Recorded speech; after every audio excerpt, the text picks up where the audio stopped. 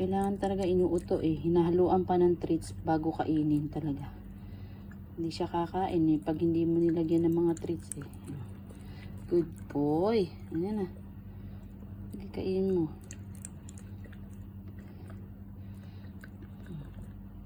Hindi, kumakain ka na. Kailangan pa nag-uutuan kami. Good boy naman yan. Pero pinipili niya oh.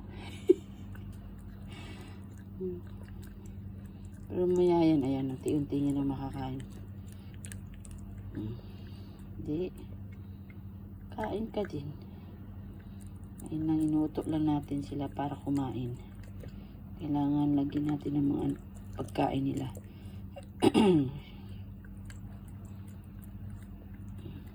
Hindi. Nagutom ka na din. Kinakain niya na nga yung pagkain niya.